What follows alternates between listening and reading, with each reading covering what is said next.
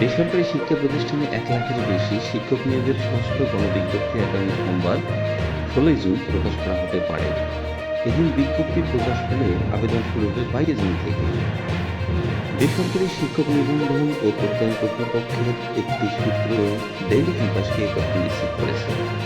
নাম অপ্রকাশিত রাখার শর্তে সংস্থাটির এক কর্মকর্তা জানান, ষষ্ঠ বিজ্ঞপ্তি প্রকাশের খসড়া প্রস্তুত করা হয়েছে। টেকনিক্যাল কোনো সমস্যা না থাকলে আগামী সোমবার ষষ্ঠ গণবিজ্ঞপ্তি প্রকাশ করা হবে। আবেদনের সুযোগ পাচ্ছেন না 35 ঊর্ধ্বরা। 18তম শিক্ষক নিবন্ধনে চূড়ান্তভাবে উত্তীর্ণ হলেও ষষ্ঠ গণবিজ্ঞপ্তিতে আবেদনের সুযোগ পাবেন না 35 ঊর্ধ্ব নিবন্ধনধারীরা। সনদের মেয়াদ 3 বছরের বেশি হলেও ওই নিবন্ধনধারীরা গণবিজ্ঞপ্তিতে আবেদন করতে পারবেন না। এ বিষয়ে জানতে চাইলে এনটিআরসি এর সচিব এএম রিজওয়ানুল হক ডেইলি ক্যাম্পাসকে বলেন, বেসরকারি শিক্ষা প্রতিষ্ঠানে শিক্ষক নিয়োগ নীতিমালায় 35 ঊর্ধ্বদের বিষয়ে স্পষ্টভাবে নির্দেশনা দেওয়া আছে। আমাদের এমপিও নীতিমালার বাইরে যাওয়ার কোনো সুযোগ নেই। ধন্যবাদ।